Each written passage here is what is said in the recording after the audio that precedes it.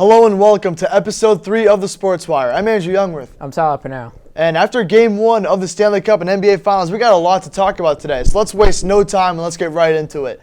Our first segment, as always, Sum It Up. Welcome to Sum It Up. First thing we're going to talk about today is my Edmonton Oilers, yes, my Edmonton Oilers, Andrew, winning Game 1 of the Stanley Cup Final in overtime against the Florida Panthers after falling down 3-1 in the third period. Let's talk about it. I mean, Tyler, I know you said it was a win-win the other day, but there's some clear favoritism, and I'm with you. I would like the Oilers to win it as well. Yes. Even though I like Marchand more than anyone on the Oilers. As a hockey fan, I want to see McDavid win. As long as Marchand gets his stats, I'll be fine. Marchand got a goal the other day. I'm not going to lie, in overtime, I really thought it was just going to be a cinematic ending and Marchand was going to just tuck in a game winner. But that didn't happen. We got an even more cinematic ending of McDavid to Draisaitl for the win. Doesn't get much better than that. I was just about to say that. It was actually a much more cinematic ending and probably the best ending imaginable. Draisaitl with 2 goals, the opening goal and the finishing goal. 2 more goals than he had in last year's series. That went to 7 games. Yep. So Draisaitl being able to bounce back almost brought a tear to my eye. That was so good to see. McDavid with 2 apples. Arvidsson and Ekholm also scored goals for the Oilers. Marchand scored, as you mentioned, which was great. Sam Bennett, who I'm not a big fan of, but Sam Bennett had 2 goals. Sam Bennett's been playing unbelievable. He's been playing really good hockey. If the Panthers win the Stanley Cup, then he's definitely going to win the Conn Smythe, no doubt about it. He's been playing unbelievable hockey. But, unbelievable comeback from the Oilers. Panthers were up 3-1. Oilers came back, then ended up winning 4-3. I watched the entire game. Yep. Overtime ended up being the entire period. Pretty much, yeah. He scored with 40 seconds left? Like 30 to 40 seconds 40 left. seconds left, yeah. And it was the power play that did it. Like the second... That was a crazy call, if I'm being honest. That was kind of a crazy, delay a game call. But hey, one less man on the ice for Florida to get our boys in position to score, I'll take it. The second that penalty was called, I kind of knew that it was Raps. If you have McDavid and Draisaitl on the same line in a power play, there's no way they're going to something not good's score, coming out of that. It's sure. 2 of the most skilled players in hockey on the same line during a power play. It's Raps. I knew that they were going to win Game 1. If you guys didn't know, this guy was texting me throughout the entire game saying crazy stuff like, oh my God, no way. When Oilers fell behind, they're like, there's no way this is happening right now. Get to overtime. The first goal goes in. He's like, all right, we're back in it. Tie game. Then overtime winner goes in. Me and him start flipping out, texting in all caps. It was crazy. It was such a good game. It was everything that we expected it to be. The other day, we were saying how excited we were for this series because we knew it was going to be a banger. And so far, 1 game in has not disappointed. Has not disappointed at all. And a series that a lot of people thought was going to be a doozy absolutely delivered last night in Game 1 of the NBA Finals between Oklahoma City Thunder and the Indiana Pacers. Andrew, let's talk about it. I mean, literally 0 words for what happened last night. Halliburton, I don't know how he keeps doing it. He's becoming the most clutch player in the NBA week by week, series by series, with a game winner in each series. And in the finals, he does it in Game 1, so you never know. Maybe he does it again. He might have another one in his bag. Who knows? Unbelievable. The Thunder up 10 with 3 minutes left. They're up 9 with 3 minutes left. Pacers go on a 12-2 run in the final 3 minutes. Andrew Nembhard, some clutch shots. Halliburton, the clutch shot. I mean, it was unbelievable, dude. I can't even put words to what happened. Andrew Nembhard, when he makes his shots, I swear he never hits the rim. No. I swear all of his makes are like perfect swishes. We saw it last year in the Boston series. Even though Indy didn't get a game out of that one, Nembhard kept us on the edge of our seats the entire time because I swear every time he shoots the ball, it's nothing but net if it's going in. I can't. I'm still stunned by last night because I actually don't know how the Thunder lost. So they were winning the entire game besides the last 0.3 seconds when Halliburton hit the shot. Literally, the Pacers only led that game for the entire 48 minutes for 0.3 of a second. Yeah. The Thunder were in the lead the entire game. I seriously don't even understand how the Pacers won. The Thunder had 19 less turnovers yesterday. The Pacers had 25 turnovers. The Thunder had 6. The Thunder had 6 turnovers. The Pacers had 25. And the Thunder only put up 19 shots in the fourth quarter. They went 7 for 19 as a team. There's one answer for this. It's the power of friendship. Yeah, for sure.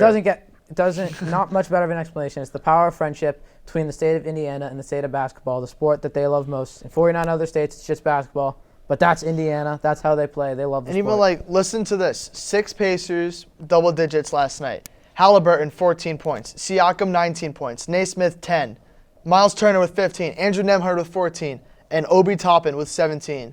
And also 3 of them had double-doubles. Hallie had 10 assists. Siakam had 10 rebounds. Naismith had 12 rebounds. They all played they all played as a team. Like, there's not, like, obviously Halliburton is a stud. He hits game winners. Siakam, Eastern Conference Finals MVP, but there's no superstar on their team that they all follow. They all work together, and that's how they've made it this far. Even though they're the 6th seed, it's just... The power of friendship. Literally, like, when you said the power of friendship, that's exactly how they've been playing. That's how the Pacers have been winning games. It's unbelievable. That's how any good team wins, is through the power of friendship. You know, Obi Toppin, I mean, Peyton Pritchard is our 6th man. He will always be our 6th man. Yes. But Obi Toppin, man, coming off the bench, he is a stud player off the bench, man. He had 5 threes yesterday. He did what he needed to do. Got 17 points. You know he's juiced right now, especially after taking down his former team, the New York Knicks, that essentially gave up on him. Yeah. They were like, see you, bye. You're not helping us, bye. And now sent them packing 2 years in a row now, which must feel nice for him. Yeah, I know. The Knicks had a different type of expectation for him. He's still coming off the bench at Indiana, but he's succeeding in that role, which is perfect, because Obi Toppin's not a superstar starter type of player. He can be a starter on some teams, but his position on the Pacers right now is perfect. The Pacers have everything figured out right now. They gel so well together. That's why they were able to win last night. I do want to ask, do you think now, after knocking them off back-to-back years, is Tyrese Halliburton more hated in New York than Trae Young? No. Really? No. You don't think so? No, because Halliburton's never talked about New York. Trae Young talks about New York all the time on Twitter and stuff, and is constantly taking shots at them. Yeah. I think New York definitely hates Trae Young more still. I think it should be Halliburton by now, considering he's been the reason that they've had to go home early the past 2 years. Yeah. Especially now when he's dropping game winners on their face and I think packing them up, dropping 30-point triple-doubles, no turnovers, stuff like that. Well, I mean, I think Halliburton's just a more likable player. Like, obviously, he's dogging on this team. He owns the Knicks at this point, but he's a likable guy. Trae Young acts like, I mean, Trae Young is literally one of my favorite players ever. My top 3 favorite players ever are Kemba Walker, Trae Young, and Jason Tatum. But Trae Young is so cocky, so arrogant.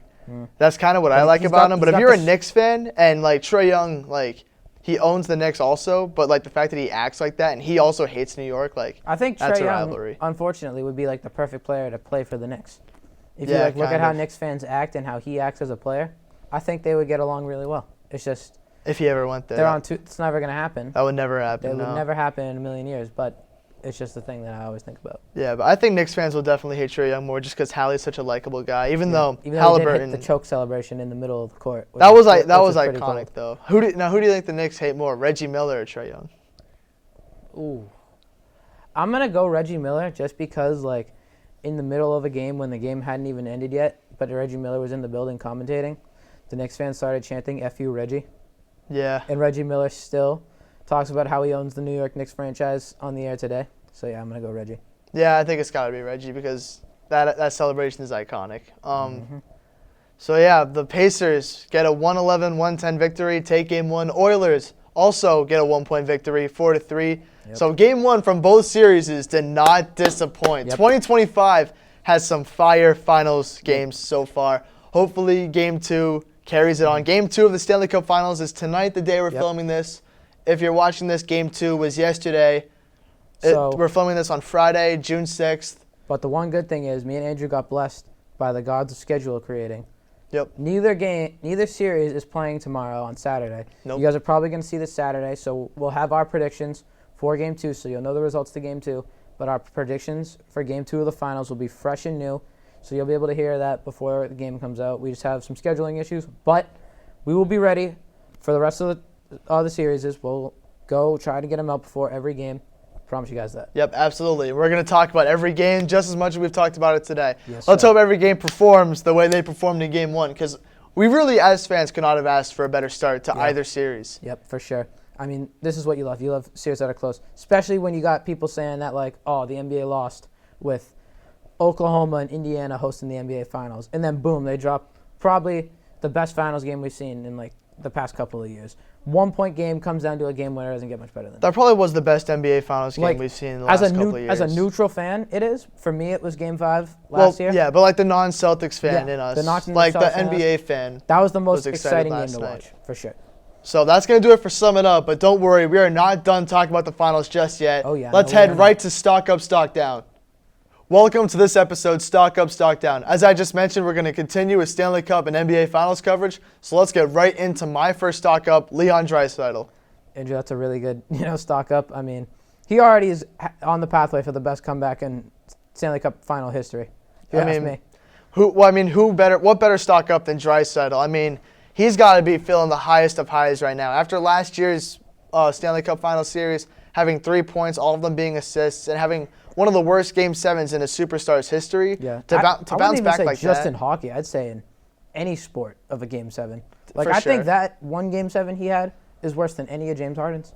Or Klay Thompson's 0 for 10. Yeah, the Klay Thompson's 0 for 10 was pretty bad, too. That was pretty bad. But sticking with Draisaitl, huge bounce back for him. Getting 2 games in Game 1, including the overtime winner from his best friend McDavid. I mean, it really doesn't get much better of a bounce back for him. And just like the stock up kind of includes Edmonton as a whole. I mean, being able to take that Game 1 and that type of comeback was so huge. Huge. And Draisaitl was able to lift his spirits up by scoring instantly, like 4 minutes into Game 1, I think it was. I think there was like 16 on the clock left. Yep. And then being able to finish it. I mean, Draisaitl has to be the stock up for me. Yeah, I think that he's the consensus pick right now. Like, he's already 67% of the way there for all the points he had in the Stanley Cup final last year, which is really good for him. He needs that confidence going into the rest of the series, having 2 goals, having trust in his shot. Even though, obviously, he missed a couple. That happens to everybody. You don't make every shot you take. That's just facts. But got 2 of them to go. Got a beautiful assist from McDavid on that second one. So I think it's going to give Draisaitl a lot of confidence going into this next series. Yeah, for sure. Set of games. Let's see how he does in Game 2 tonight. I'm so excited to watch it again. Very man. excited. So yeah, Draisaitl, do not let me down. Keep the stock up. Keep it going, Draisaitl. Keep it up. You're doing great, buddy. So now my stock up is going to be on a very similar trajectory, but this guy's been dominant for a very long time. My stock up is Tyrese Halliburton of the Indiana Pacers. Like, I think right now his stock is almost just at like neutral price, if we're being honest, because I think people started buying into him after he hit the game winner over Giannis. Like, this dude has a game winner in every single series so far. Yeah, he's hit 4 game winners in this playoffs. Like his stock is at its peak, like the highest it's ever been. But I think you have a better chance of profiting off Tyrese Halliburton right now than Nvidia. Well, I would agree completely, but it's still not too late to buy his stock because he still has more accomplishments to get over the next couple of weeks. He still needs 3 more wins, and he could potentially be getting 2 trophies if he gets those 3 wins. So I hear a ring brings your stock up by about 15%, and then a Finals MVP adds another 10% to that 15%. Yeah, so if you get a 25% increase in Tyrese Halliburton stock, Halliburton is still gonna make you a lot of money if you invest right now. Yeah. But I mean, taking Game 1 in Oklahoma City was just huge for the entire Pacers team in general. But Halliburton hitting his 4th game winner in the final seconds, it's unbelievable actually, because you even hear like superstars like MJ talk about how he's hit like 3% of his game-winning shots. Same with LeBron, same with Steph. The fact that Hallie's hit 4 straight game winners, like he's nailed all of them. Yeah, I swear this is playing on like rookie difficulty or with like custom sliders when that clock goes under a minute. It's really insane. Honestly, in his stats every game, he's averaging double-digit assists every game. Like he's getting a double-double in assists every game. Like he's the exact distributor that they need him to be. If I'm Paul George right now, I'd be pissed. Like, both of my teams that I was a superstar on are in the finals now. That must just suck for him. Yeah, that's true. I know he's more well-known on the Pacers. We're not really going to get into this, but I just wanted to mention it. He's more well-known for being a Pacer, but his best season of his career is on the Thunder. Yes, I agree with that. Like, the season that Dame ended it was Paul George's best season. Yeah. What was it, top 3 MVP finish? Something Yeah, like that. or it might have been the season before, but, like, one of his Thunder years when he averaged, like, 29. Yeah. That was the best year of his career, but no one really talks about it. Yeah, because he just didn't stay long. So now, unfortunately, we just made a lot of money off of Halliburton and Draisaitl.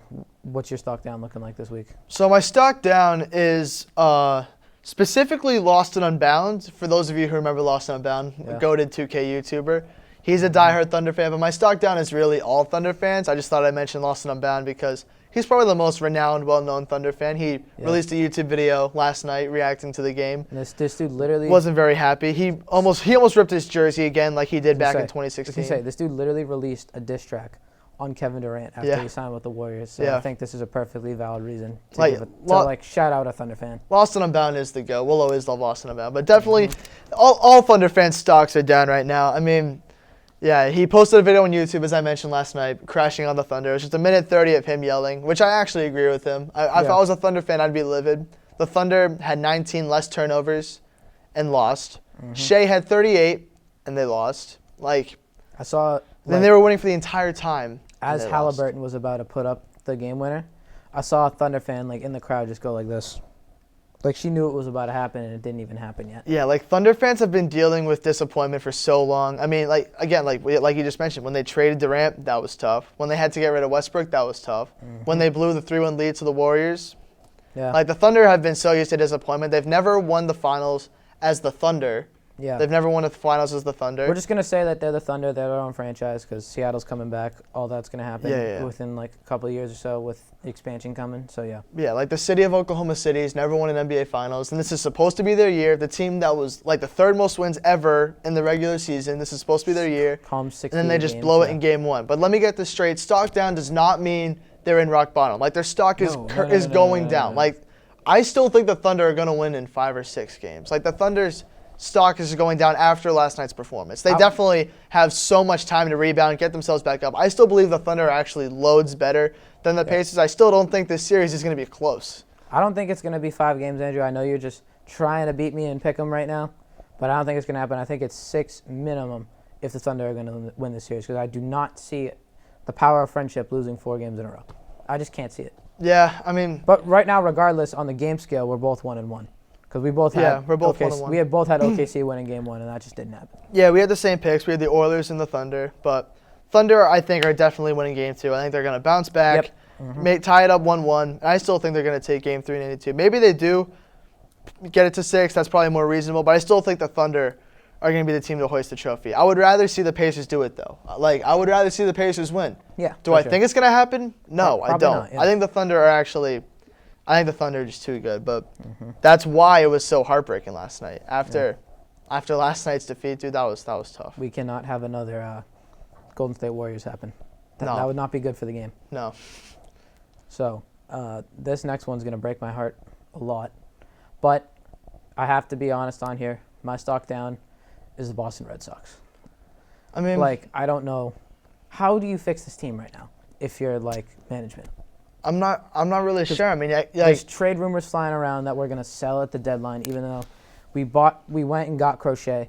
We signed Alex Bregman so we could contend for the playoffs this year, and now that's just not working out at all. I guess the next step is call up Roman Anthony. We talked about this earlier. We did talk about this before the show. Yep.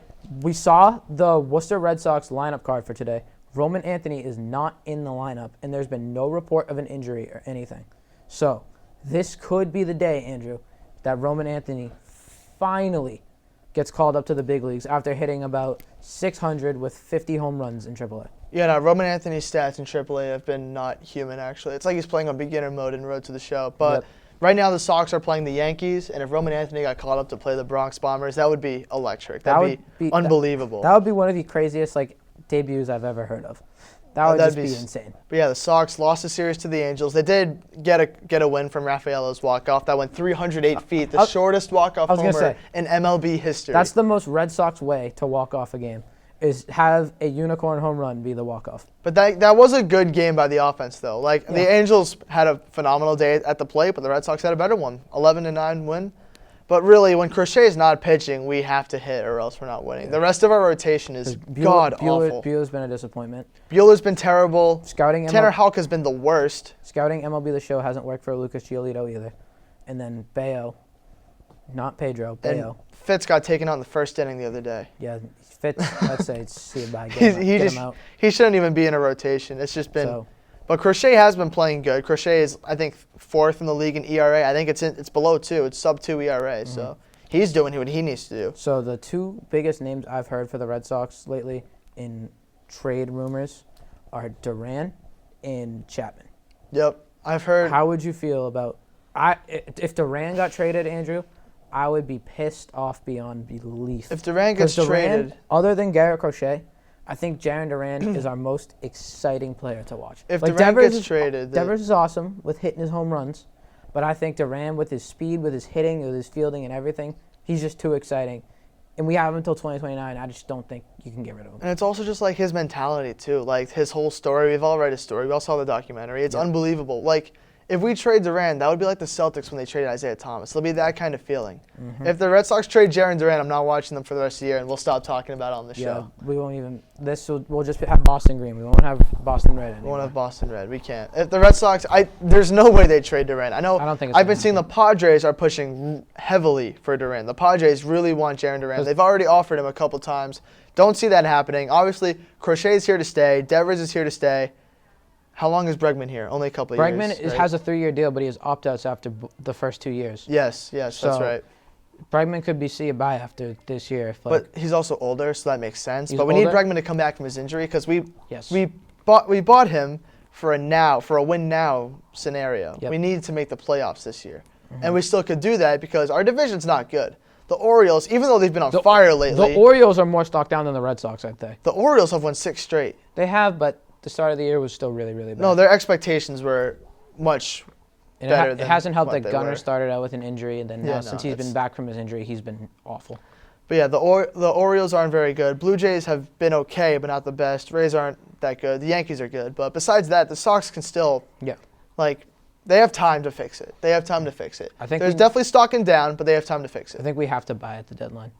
Yep. I just don't see selling at the deadline not being a good idea.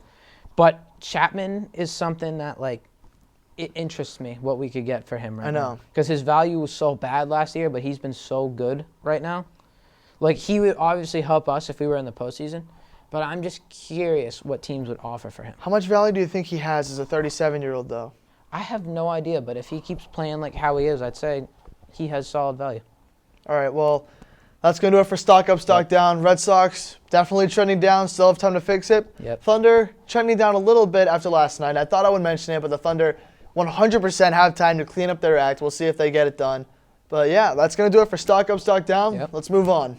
Welcome to the next segment, Would You Rather. So, Andrew, I have 2 Would You Rathers for you. You have 2 for me. We're going to alternate. I'm going to ask you mine first. My first Would You Rather is, would you rather in the NHL be the all-time goals leader or the all-time points leader? I think I would rather be... So would you rather just have only the most goals or most points total? I think I would actually rather have the most goals. I feel like the goal record is like the points record in the NBA. It's like the most valuable, the one that the fans care about the most. Ovechkin's race for Gretzky's record this year was definitely the most talked about story in all of sports. Everyone wanted to watch that. And when he did pass it, everyone was talking about it. Obviously, the most points will never be touched. Gretzky will have that for the rest of his life. Yep. But I think if there were ever someone to chase it, I don't think that would get as much attention as the goal record this year did. It would definitely get a ton of attention, don't get me wrong, but I think the goal record is the type of record that everyone wants to see get broken because goals are obviously the biggest part about hockey. It's what fans love to see. Fans love offense in every sport. Fans care about the home run record when Barry Bonds broke it. That was probably the biggest record moment in MLB history. When LeBron broke Kareem's record, that was probably the biggest moment for records in NBA history. Yep. I'm blanking, the NFL. I mean, I don't really know people about the were NFL, watching people were watching Saquon really tightly this year to see if he break the rushing record. Yeah, for the rushing record. And then when the Eagles said they were going to bench him week 18, people were pissed because they knew he could have done it too. But that's exactly how it was for the NHL this year. When Ovechkin was chasing Gretzky's goal record, everyone wanted to see it happen. Everyone was checking in every game to watch Ovechkin get closer or potentially break it. So I think the goal record is what I would rather break. Yeah. I mean, you make a great case, but I'm more about just getting it done with my team than just having the individual side. Obviously, goals is what everyone's going to watch, but if I'm the all-time leader in points, that means I have the most goals and assists combined. I'm taking that all day. It's for sure I would love to be the all-time points leader. It's definitely a better record for teammates, but I think if I was a player and I was looking for fan attention, I think I would definitely go for goals because that's definitely what the market cares about. Your teammate grade is going down. My teammate grade would probably go down, but my pockets will be more full of money. Yeah, I guess that works. I guess.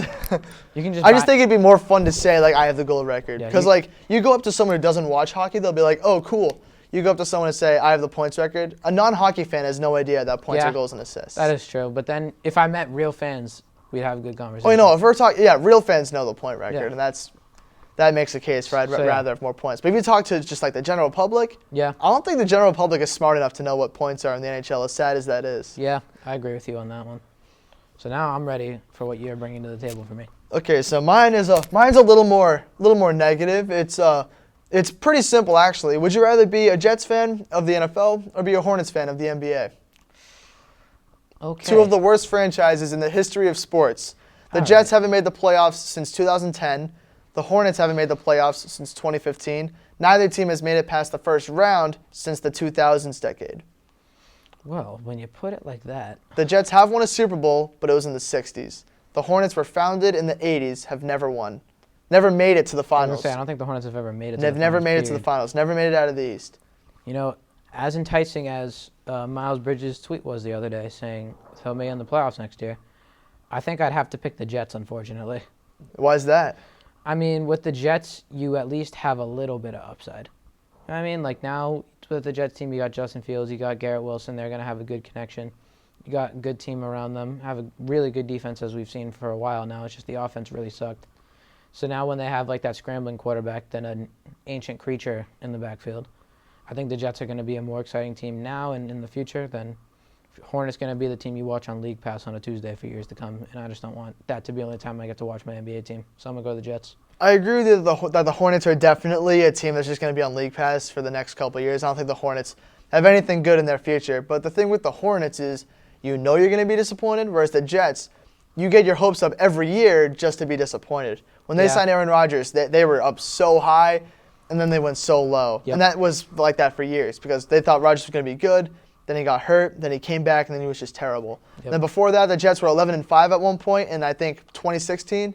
Then they lost, I think, they weren't 11-5. They were like 9-5, set to make the playoffs, played the Patriots, lost, and then lost again, and then missed the wild card. And they were supposed to make it that year. Like every year, the Jets are so close, and then they blow it. But then they have years like 2020 when Adam Gase was the head coach, and they win 2 games. I think that was a strategy. I think they told Adam to just start losing games, and then they were going to can him. Never forget when Adam Gase wasted his Thanksgiving dinner planning for Sunday's game, and he ended up losing 26-0. Just that just sums up the Jets pretty good. The Jets are just such a disappointment. But I think I would pick the Jets also. And I was trying to make it more of like an even case, but the reason I would pick the Jets is because their fans are more passionate than Hornets fans. The Hornets games are dead. Even though Jets fans are always disappointed in the end, you walk in there and they're still chanting Jets. Like they have the energy. Hornets fans are just giving up. I think the Hornets arena might be more dead than like the Marlins arena lately. Pretty close, yeah. Because, dude, the attendance at those games is like 100 people. Well, but that was also Marlins versus Rockies, which, by the way, the Rockies swept the Marlins. The Rockies currently have won 3 straight games. I mean, that might be a record for them in like the past decade. Off topic, but the Rockies have just won 3 straight games, which is something we never would have seen. They went from 9-50 to 12-50. I know that's super off topic, but had to be mentioned. Could they be a stock up next week? Who knows? Potentially. So what's your second would you rather? My other would you rather is Anthony Edwards is a likable player, right? Yeah. Would you rather Ant win 2 MVP awards or 1 championship? Oh, 1 championship for sure. I want to see Ant win 1 championship. That would be so electric. Yeah, I'd have to because go with he that would too. hit some hard quotes. He would hit like a sick pose when the game ends. He would be talking so much smack the whole series, and it would all pay off. It would be like there'd definitely be like a documentary or something about it, and oh my gosh, it would be so cool. I think that 1 Ant championship, if he were to win it, would get talked about more than like the 08 Celtics. Yeah, Ant is probably the most liked player in the NBA by fans. I'd say by the younger audience for sure, just because he's so funny. I still don't understand it though. I mean, I'm a fan of Anthony Edwards, but sometimes Anthony Edwards really annoys me when he talks so much smack and then loses when it matters, like he does every year. Can't, man. Sometimes it really annoys me. But yeah, if Ant wins a championship, I wanted the Timberwolves to win this year. When it was in the second round, I wanted the Wolves to win so bad just because I wanted to see Ant get that championship. That was one reason, but I also was just loving like the Julius Randle like comeback arc. Yeah, me too. But yeah, I think I would much rather see Anthony Edwards win a championship just because that would be such an amazing story, and there'd definitely be some awesome moments, specifically from Ant, if that happened. All right, appreciate that. So, what do you got for me? You got one more? Yeah, I do. I got one more. Would you rather go to the Super Bowl or go to Game 7 of the World Series? The location is a mystery. You don't know where the Super Bowl is being held. You Okay. don't know the teams of the World Series or where the venue is. Just in general, would you rather be at the Super Bowl or at Game 7 of the World Series? The World Series, in my opinion, is probably the best atmosphere to be at in sports. The best sport to watch at home is the Stanley Cup. For the like best finals. a passionate fan standpoint, like if you have the best fans possible, I think the World Series would be the best to be at, even more than the Stanley Cup. Even if you're like, if it's your team there and you're with a bunch of diehard fans surrounded by you, I think the Stanley Cup would still be lit. But Super Bowl or Game 7 of the World Series? I think only because Cubs-Indians Game 7 was so much more lit than any Super Bowl I've watched, I'd say, I'd have to go Game 7 of the World Series. So what if you had the opportunity to be like, if you had the opportunity to go to the Cubs or Indians game, or you had the chance to be in Glendale for the Pats-Seahawks Super Bowl, or the chance to be in Houston for the Pats-Falcons Super Bowl? Oh, I'd have to go to the Pats-Falcons The Super Bowl. Pats, I'd have to like go. one of those two. But these are my team. This is my team. Well, that's true. you're The talking Pats are about. your team. That's my team you're talking about. So. What like the greatest show on turf in 1999, the Rams-Titans Super Bowl, or like the Cardinals-Rangers from 2011. Ooh, that's when like Josh Hamilton was playing, right? Yeah, that's when David Freese hit the game tying in the home run. I think I'd have to go with David Freese, man. So in general, you would take the World Series over the Super Bowl. Yeah, I think I'd have to take the World Series over the Super And Bowl. I think that's what I would If I take, don't know the too. teams, I think I'd have to take Game 7 of the World Series over the Super Bowl. I think my reason for taking the World Series over the Super Bowl is I feel like the World Series is more of an organic sports game. The Super Bowl nowadays is just so commercial. It's so Yeah, it is. advertising and everything. It's like the NBA Finals. Like one of the reasons the NBA Finals sucks now, and I just need to say this. You don't do the courts anymore, even though you make these stupid courts for the in-season tournament. You don't put the finals logo on the court. Nope. You don't do any like Haven't done that branding in with the years. gear. Like you don't give them like the cool No jackets. finals patch All they anymore. do is the little finals patch on the back. No That is finals it. patch in front anymore. No finals That's what patch was on the iconic. front. No finals thing on the logo. You don't gas it up nearly as much. You don't do the intros for the games. No. You just do commercial after commercial after commercial. This is why people hate the All-Star game. This is why the NBA's views just keep going in the toilet. It's because Adam Silver refuses to make it fun to watch for the at-home viewer. Something's got to change because the days when the Larry O'Brien Trophy was on center court on with the like logo. the Staples Center in TD Garden, Oh having my that thing goodness. right there in the middle. It just made the players want to play so much harder. And they even just recently changed the finals logo back to the golden script. From 2018 to 2022, it was red and blue, and it just said NBA Finals in like the most basic font that you would see on Google Docs. So like, it was the most, just there was zero passion anymore. They put a step in the right direction, I guess, by making the logo gold again. And it's crazy that we have to even say that. I think I could make a better Canva graphic for the NBA Finals. Like, and honestly. and I'm not nearly as good at Canva as you are. And but the thing with the Super Bowl is like it's definitely more commercial, but the Super Bowl is still like an iconic game. That's why I mentioned it, because the Super And Bowl the thing with the is definitely commercials one of the is- most important events in America. The commercials are made for that day. All these NBA ones we see are the same crap we'll watch if we're watching like TBS or CBS, watching like Friends or Seinfeld or Everybody Loves Raymond or something like that. Exactly. But yeah, I think if I'm watching the Super Bowl or the World Series from home, I'd rather watch the Super Bowl. But if I'm gonna be there and actually enjoy it, give me the World Series Gotta go to 100%. the I World- think gotta it's go to the the World most Series. like organic, pure, just it's a sports game. It's like your classic competition, and it's the environment's unbelievable. And especially if like the bats are going too. Oh yeah, give me the World Series all Yeah, day. if the final score is like 9-8 or something like that. Yep. There you go. Nothing better than a good baseball environment. Nothing better than The that. Stanley Cup, though. Stanley Cup has been the best playoffs in the last couple of years, I would say, also. Easily. So Stanley Cup and the World Series are definitely the top two finals right now. now we're going to go to a segment you all know and love, the Wheel of Takes. See you there. Welcome to the Wheel of Takes. I'm going to give a take. Andrew's going to give a take. You guys know how this works. Don't have the physical wheel yet. We lied to you. We're going to try and get it for the next episode. I'm going to show something real quick on screen right here. It's Andrew putting it in his Amazon cart. There you go. We'll have it by the next episode, hopefully. No promises this time, though, because we don't want to get yelled at. Well, we promise we'll have it soon. Soon, yeah. We're going to order it. It's in my cart. I put it in my cart.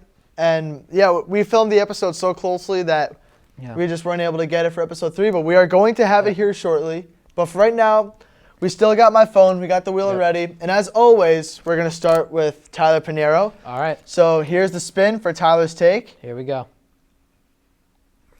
Tyler, you are going to get Coach in the Hot Seat again. Yes!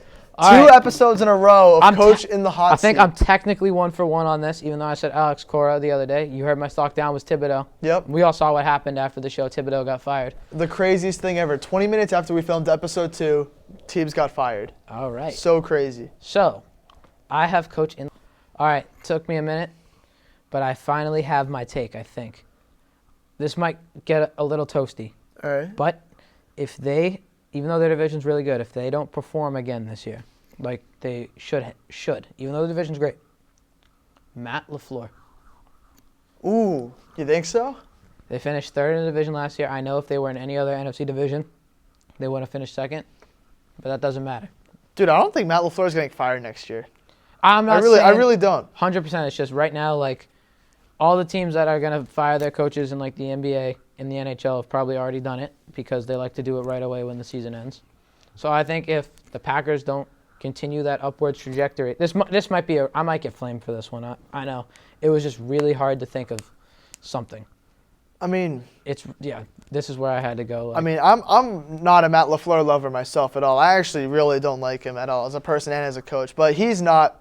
I think his job is safe right now. I think the Packers are going to finish 2nd in the NFC North next year. And I agree, if the Packers somehow like collapse and they fall below the Vikings again, which they shouldn't, the Packers should be above the Vikings, probably below the Lions. That's the thing I'm going off of. If they go below the Vikings again, I think Matt LaFleur might be done. I don't think he'll be done. I think he'll be actually. I think the seat That'd will be get tough. The seat will get warmer for The sure. seat will 100% get warmer. I still think Matt LaFleur's got a couple years left in Green Bay because for most of his years he has been so successful at Green Bay, and I really don't see the Packers falling below the Vikings. All right, so yeah, I love doing Coach in the hot seat. You know that, but right now it's just at a weird time because you don't really. It is know. a weird time because we've already talked about a lot of coaches that were in the hot seat. One of them got fired, and you got it twice in a row, which is actually kind of crazy. Yeah. All right. All right, so now, let me get my wheel spin ready.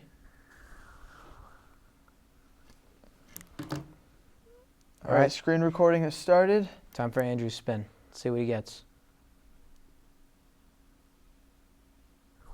Trades. Predicting a trade.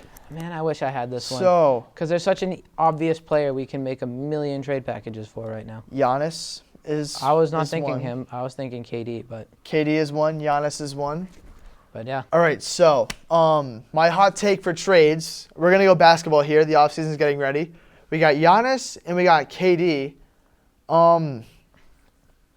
There's been a lot of rumors that they could team up. Yeah, So I mean, that would just be.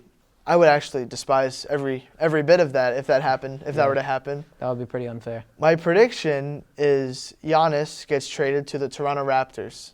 That is what I Okay. see happening. Giannis is going to Okay. join the Celtics division, and the Raptors are all of a sudden going to become a really good team with R.J. Barrett, Giannis, and Scotty Barnes. So here's my thing about Actually, that. though. If R.J. they- I Barrett was will gonna be say, involved in the trade. If they trade for Giannis, there is no way they're going to have Scotty Barnes and R.J. Barrett still on that team. But I don't One think they of them- trade Barnes. One of them has got to go, and I think it will be Barrett, yes. I think they trade Barrett and a bunch of picks for Giannis. You think Quickly's gone too, or no? That would Ooh. suck considering that's what they got for OG. If they trade Barrett and Quigley and a bunch of picks for Giannis, and Giannis doesn't perform the way he used to, that could honestly go towards the Bucks as like the winners of the trade. Yeah. That's another part of my take, I guess, is like Like, if that what- trade were to happen, If he say, goes to Toronto, like, what do they have to give up for Giannis? I mean, Giannis is still what, 30, 29? No, I think he's over 30 now. I'm pretty Is he sure. over 30? Pretty sure, yeah. How old is Giannis? Let's just check that real quick. That's something we gotta check. He's 30. He is 30. All right, so we'll redo that part. All right, so Giannis is 30. I think the value for Giannis is still one, if not multiple, first-round picks. Mhm. R.J. Barrett, a couple more like role players, not really as good as Barrett. I think Quickly might be too much for Giannis. If you had Barrett, Quickly, multiple firsts, and then a couple extra role players for Giannis alone, those trades, every time they happen in the NBA, the team that gets a lot of stuff always wins the deal every single time. Like if We are seeing a textbook example of that Yes. right now with the Thunder. it happens every single time. The Paul George trade. The Thunder fleeced the Clippers. That trade wasn't even remotely close. That's probably that will for a long, long time, be the worst trade in NBA history. Worse than the Luka Doncic trade. I'll stand on that. That'll be a hot take in the middle of the segment. The Shea trade to the Thunder is a worse trade than Luka to the Lakers. That's a little insane. I'm not going to lie. Well, we're not going to get into that right now, but I think that's crazy. You guys can argue with me I all still you think the want. worst trade ever was the Celtics-Nets trade that gave us the Jays. We gave up old Pearson on it. But, like, trading like an older star for a bunch of stuff, the team that gets, like, the younger players and a bunch of picks is always winning the trade every single time. I think if the Giannis trade happens, the Bucks will win the trade. I think the Bucks are going to win the trade. Whoever they trade him to, they're going to get so much money back, especially if Giannis goes to the Knicks. The only way the team that gets Giannis wins the trade is if they win one chip within, like, 2 years. Yes, like a Rams-Lions type of trade. Yes, Right at that point, it's not even that team wins the trade, it becomes equal. Because you get a championship, and then the Bucks are going to be they're reloaded again. Yep. Because I don't see any way the Bucks lose this trade here. They're going to get a bunch of picks. They're going to get a bunch of young stars, depending on who it is. The Knicks and Raptors are the heaviest pursuers. I think Giannis will go to the Raptors. If the Knicks trade for Giannis, then they're going to give up a couple stars. So either team that trades for Giannis, the Bucks are going to get some studs. All right. That take was very interesting, but I like it. Yeah. So that's going to do it for today's Wheel of Takes. The physical wheel is on its way. Don't you worry. We just don't have a date yet. And with that, we're going to head to a brand new segment, Final Roster. Welcome to our brand new segment, Final Roster. That is Tyler and I's version of Start, Bench, Cut. So I'm going to name 3 players of the same position in any sport. Tyler is going to name who he would start, who he would bench, and who he would cut. So Tyler, I'm going to get this one started, and I'm going to go with a football take. And this take is not current. This is prime receivers. Oh, thank God. Okay, cool. All right, let's go. Start, bench, cut. Prime Antonio Brown, prime DeAndre Hopkins, prime Julio Jones. All right, this one's actually a lot easier for me than you would think. I don't think this one's going to be that much of a thinker. Really? I'm starting Julio, I'm benching AB, and I'm cutting D-Hop. Really? Yes. That's exactly what I would do, but I did not expect you to say that. I thought you were going to start Antonio Brown because a lot of people would take prime Antonio Brown over prime Julio Jones, and it's crazy. I wouldn't. Prime Julio Jones is so much more dominant than prime Antonio Brown. It's not even close. I wouldn't because Julio's just way too much of a freak of nature. I think the only receivers in their prime I would take over prime Julio Jones are like Randy Moss, Megatron, and Jerry Rice. I agree. Because Julio is such like a freak of nature. What's he, like 6'3", 2 something? He's 6'4". 6'4", 200, like 20 pounds, something crazy He's like 6'4", and he ran a 4.3 140 with a fractured ankle. Yeah, he was just an absolute stud. And I will say, Antonio Brown, for the most part of his career, had better stats than Julio. Brown had way more touchdowns than Julio did. Yeah. But Julio had more yards than Brown did every season, more yards per catch. Julio had the highest yards per catch rate in a season in NFL history. It was like over 10 yards, which is unheard of. I would do prime Julio, prime Antonio Brown, prime DeAndre Hopkins as well, but I wasn't expecting you to agree with me so easily there. That one was a lot more simpler than I thought it would get. I loved Antonio Brown before he went crazy, and I think Antonio Brown, like, even though bad stuff happened with him, like CTE ruined his career, I still think he should be a Hall of Famer regardless. Like, he made the All 2010s team. Like, he was so good, especially for a short receiver, and I still think he should get his credit, but I'm taking Julio Jones over him. And then DeAndre Hopkins, obviously, outstanding. Never had, like, the postseason success. Still hasn't had the postseason success. So I think he'd have to get cut. I mean, Brown and Julio are literally 2 of the greatest receivers in NFL history. Yeah. I still think Jones is better than Antonio Brown, and that's a little bit of bias. I'm a Falcons fan, but in the 2010s, Antonio Brown is still one of the greatest receivers ever. In the 2010s, I'd say they're 2 and 3. Number 1 of the 2010s is Calvin Johnson, though. Yeah, in the early 2010s, I agree.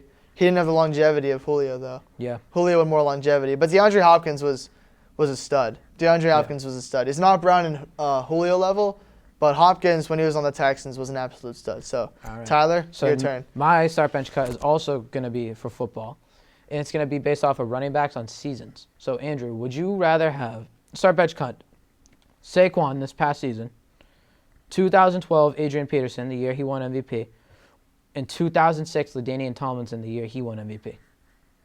Okay.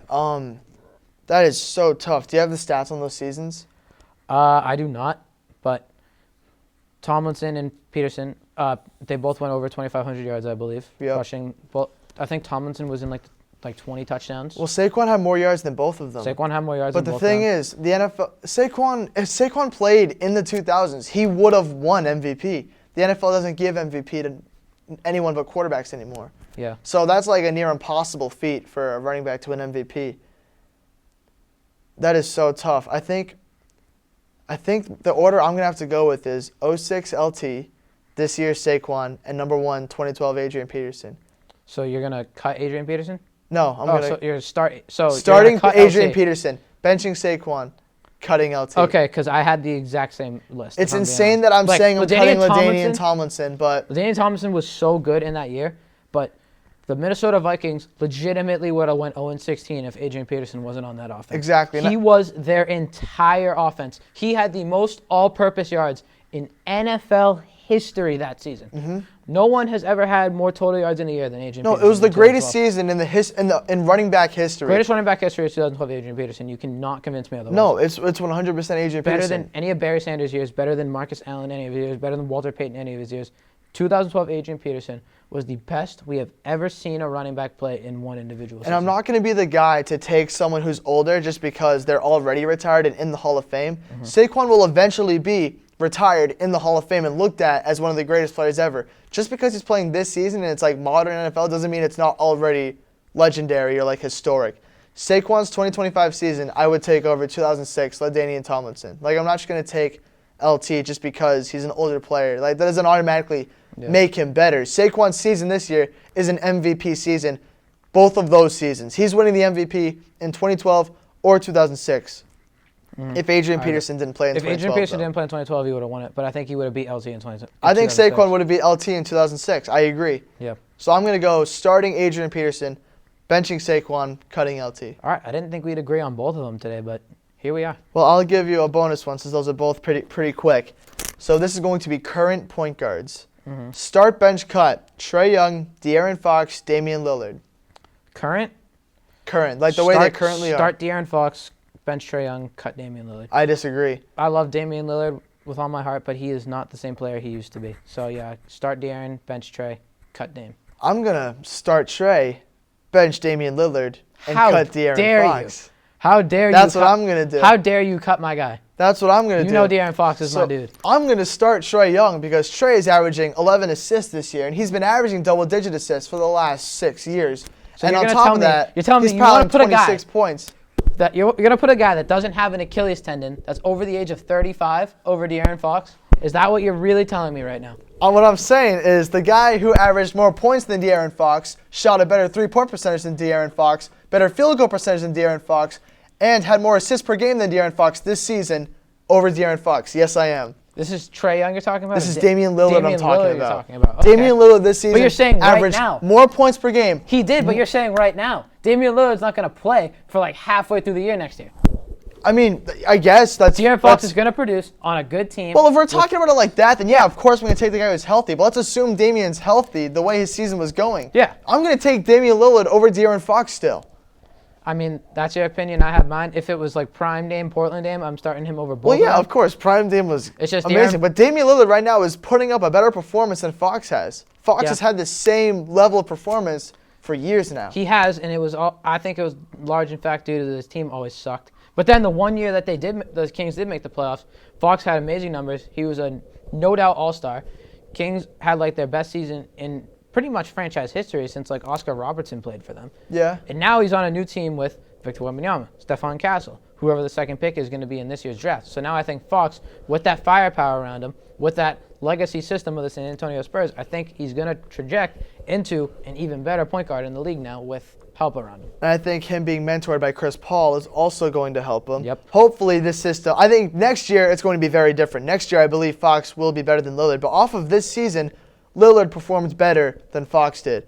And I think Fox with this new system will be better. And I think the Spurs will be better too. Large in fact, why you're going against Fox is because he had to adjust to it halfway through the year because he got traded. Exactly. And that's what I was going to say. Fox was put into a completely different system, a team that wasn't very good this season. I think that he'll figure it out next year. But based off of this season, I would take Dame over Fox. We just looked at it in a different way. But yeah, if I'm going into next season, I want to start Fox because I think he's got the most upside.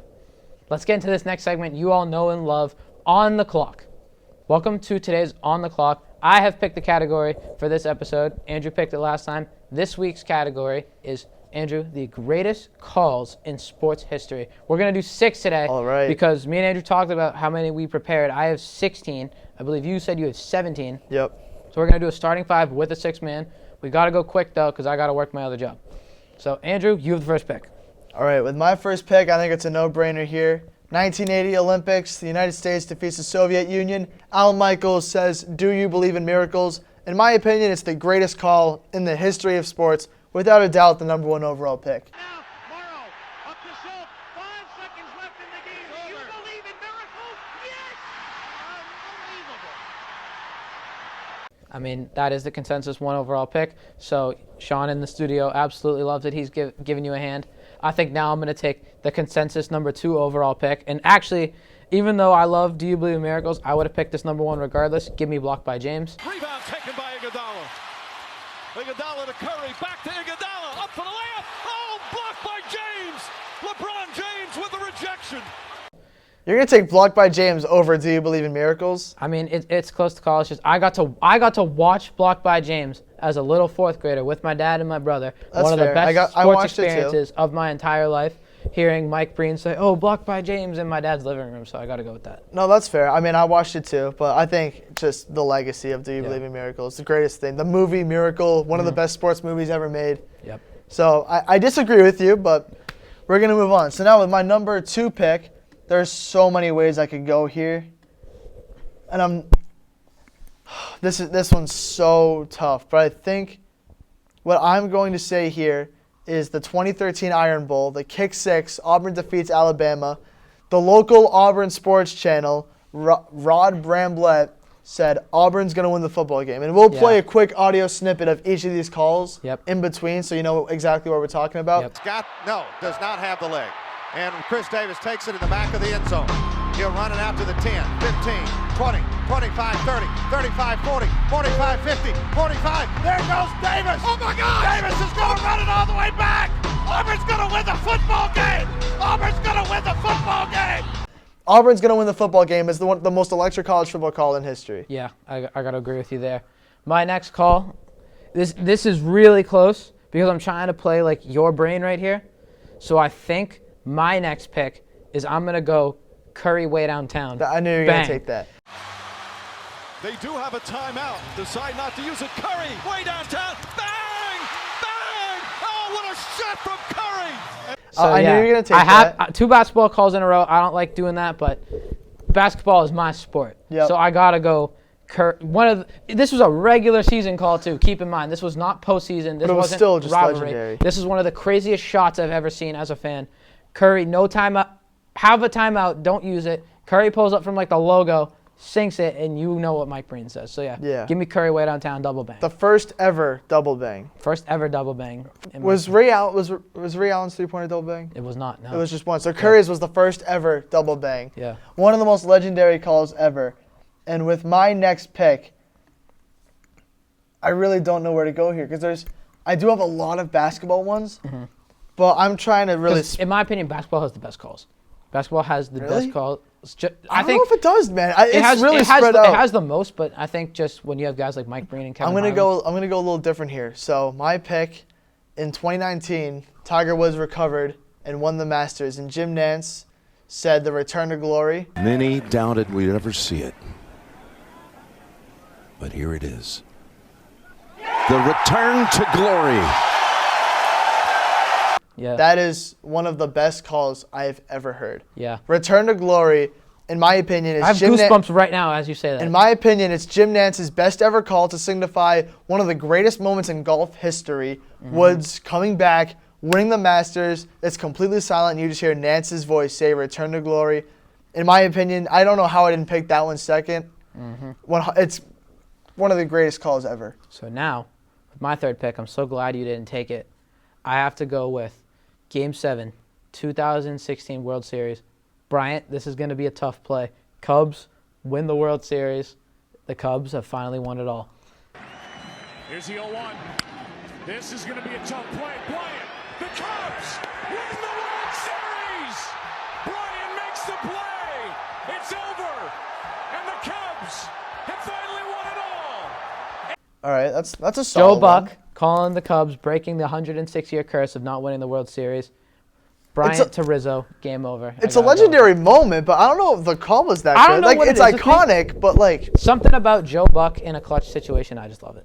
okay. And no, there's that's more fair. Joe Buck on my list. So now I'm going to go. This is your fourth pick, This correct? is my fourth pick, and I'm going to go to hockey. The greatest hockey commentator ever, Doc Emmerich of NBC, called the Los Angeles Kings versus the New York Rangers in 2012, and Alec Martinez hit the game-winning goal in double overtime of the Stanley Cup. And Doc Emmerich, you can barely hear his voice because the crowd's so loud, but Emmerich is so loud with so much energy, you can just hear him score. You can just hear him go, "Score! The Stanley Cup! Martinez!" Green, meanwhile, it's played along to him. Centering pass, flagged down by Green. Played into traffic, though. Starting back up with it now is Martinez in a 3-on-2. Clifford gave it across. It's held in a shot. Safe. Rebound. Score! The Stanley Cup! Martinez! The most electric call in the history of NHL hockey. Doc Emmerich, the most electric commentator in the history of hockey. That has to be on my list of the top greatest calls ever. Doc Emmerich, and probably my favorite announcer ever. He was the best to ever do it. His voice is perfect. All right. So now, for my fourth, I'm going to go to boxing. I got to go with way back in 1973. I love Muhammad this pick. Ali I love versus this pick. Joe Frazier. I love this pick. Call from Howard Cosell. Down goes Frazier. That is such a good. Not even that is Muhammad such Ali. a good pick. It was George Foreman versus Joe Frazier. George Foreman sends Joe Frazier to the ground in an underdog story. Down goes Frazier has to be my number 4. You may hear him. Down goes Frazier. Down goes Frazier. Down goes Frazier. That is such a good pick. I wasn't even thinking that. I can't believe I forgot about that. That is an amazing pick at 4. That was a pull of the century right there. Yeah, that's an amazing pick at 4. So now you have the starting 5. We'll get to the 6th man, but for the starting 5, I think I'm going to go to Kevin Harlan. And I think, with my 5th pick, I'm going to go to Kevin Harlan. And in my opinion, this is the greatest game winner in NBA history. Raptors versus 76ers, second round. Is this the dagger? It's off to Leonard, defended by Simmons. Is this the dagger?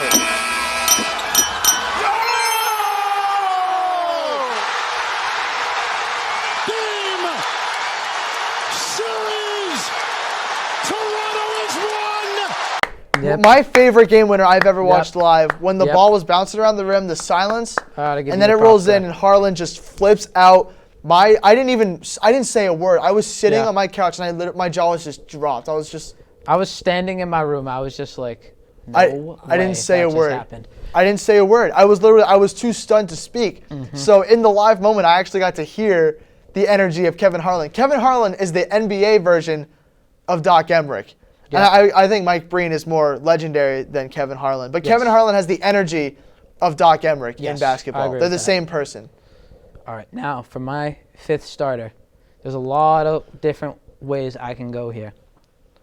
I think I have to go with 2004 Red Sox versus the Yankees. Yep. I got to go.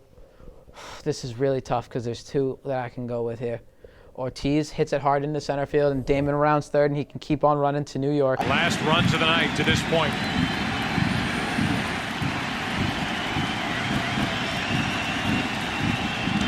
Ortiz fights it off center field. Damon running to the plate, and he can keep on running to New York. Game 6 tomorrow night. Yes, I agree. From Joe Buck again. That whole run was crazy. I'm sure you have you might make the other call as your 6th man. I'm not 100% sure yet. But yeah, Damon can keep running to New York. That's got to be my 5th star. I agree that one is better than We Will See You Tomorrow Night. Yeah. And I think that one's also better than We'll See You Later Tonight, because that was the Red Sox one. The Cardinals one was We Will See You Tomorrow Night. Yeah. The Red Sox one is We Will See You Later Tonight. I get it mixed up sometimes. Yep. Neither of those are going to be in my honorable mention, but I am going to have a baseball one. Matt Viskurgen, someone we haven't talked about yet today, the king of Santa Maria. My favorite call was Francisco Lindor's Grand Slam against the New York Yankees. That was going to be my last one. Lindor with a swing and a drive, And it's gone! Santa Maria! Oh my.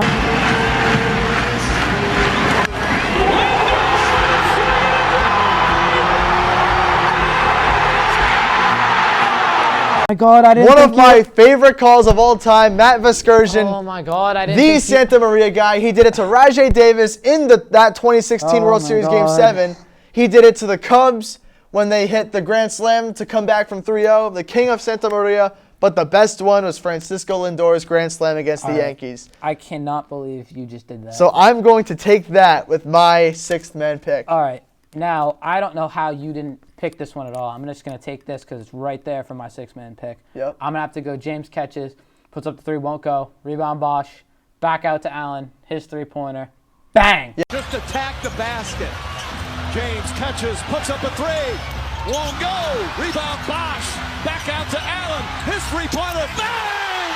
Tie game with 5 seconds remaining. Yep, Tie game. I had that one. I'm going to take that with my final pick and That's walk. a good final pick. But, man, I was ready to take Lindor with the swing and a drive. I had it written right on here. Yeah. And you just snatched it from me. I had back out to Allen is so good, but I think I agree that the Curry one is a better Mike Breen call. I think blocked by James is a better Mike Breen call. And even like the Kyrie one is close, but back out to Allen is better because it's so iconic. And you obviously have like the LeBron of calls for like prospect wise. You have Do You Believe in Miracles? So like run over your list real quick. What was your six?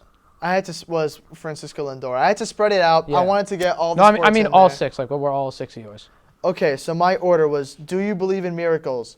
Auburn's gonna win the football game. The Return to Glory. What was after Return to Glory? Oh, Is This the Dagger? Yep. No. It was this Score, the Stanley Cup Martinez. Yeah. Is This the Dagger? Santa Maria. All right. Was my six. So then mine were blocked by James, Curry way downtown. Bryant, this is going to be a tough play. Down goes Frazier. Damon can keep on running to New York and back out to Allen. I do want to give some honorable mentions, though. I did too. I'll let you go first. So some of the ones I had were Ortiz hard hitting the right, tie game. Me too. And then we'll see you later tonight. Travis Ishikawa's walk-off to send the Giants to the World Series. Three-run home run was insane.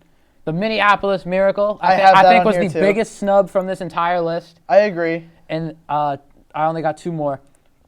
Joe Buck's call on Jorge Soler's home run that left. So you're a big Joe Buck fan. I'm a big Joe Buck fan, but the home run from Jorge Soler that left the stadium in the 2021 World Series, hard hitting to right and goodbye. And then my last one, Kevin Harlan in March Madness.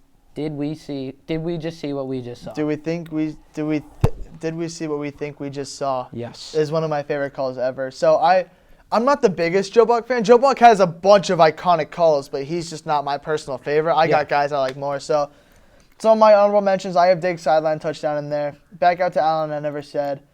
One of my favorite calls ever is not exactly a legendary moment, but it's a legendary announcer moment. Back in 2019 when Kevin Harlan was calling both the Kansas City Chiefs game and the New England Patriots game, and he yelled out, "I'm calling both games." That is one of my favorite moments of all time because he did it with such energy, and it was the final week of the season, and like the playoff implications were on the line for the Chiefs and the Pats. I thought that was just so well done. It was so good. No better man for the job. Did we see what we think we just saw? It was amazing. And then Jim Nantz, 2016 March Madness, gives it to Jenkins for the championship. There you go. That one was so close. I wanted to put it in there, but I did not put it in there. So we'll have a graphic now up on the screen of my team and Andrew's team, smaller forms, mine in front of me, Andrew's in front of his. Let us know who has the better team. And, yeah, I don't think there's much else for today's episode. No, I mean, I think it's just simply on the clock is just always a banger every time. And that's going to do it for episode 3 of the Sports Wire. More coverage of the Stanley Cup and the NBA Finals is on the way. Hopefully some legendary calls come out of the next couple of games. And we'll see you in episode 4.